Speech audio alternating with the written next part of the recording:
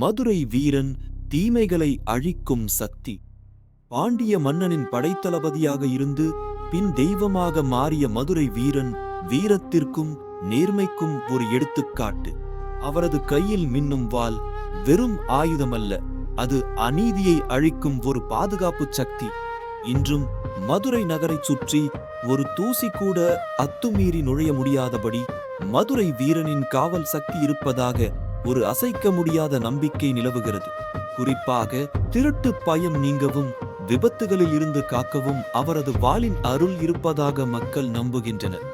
பல வீடுகளில் எதிர்பாராத திருட்டு முயற்சிகள் அவரது அருளால் தடுக்கப்பட்ட கதைகளை கேட்கலாம். விபத்துகள் நடந்த போதும் மதுரை வீரனை வணங்கியவர்கள் அதிசயமான முறையில் காப்பாற்றப்பட்ட சம்பவங்கள் ஏராளம். இவை அனைத்தும் அவரது வாளின் காவல் சக்தியால் நிகழ்ந்ததாக பக்தர்கள் உறுதிபட கூறுகின்றனர். இந்த நம்பிக்கை தலைமுறையாக தொடர்கிறது. மதுரை வீரனின் வாள் உடல் ரீதியான பாதுகாப்பிற்கு மட்டுமல்ல, மனதில் தன்னம்பிக்கையையும் தைரியத்தையும் ஊட்டும் ஒரு அமானுஷ்ய சக்தியாக பார்க்கப்படுகிறது. மதுரை வீரனின் சக்தி எப்போதும் நம்மோடு. அடுத்த கதைக்கு தயாராகுங்கள்.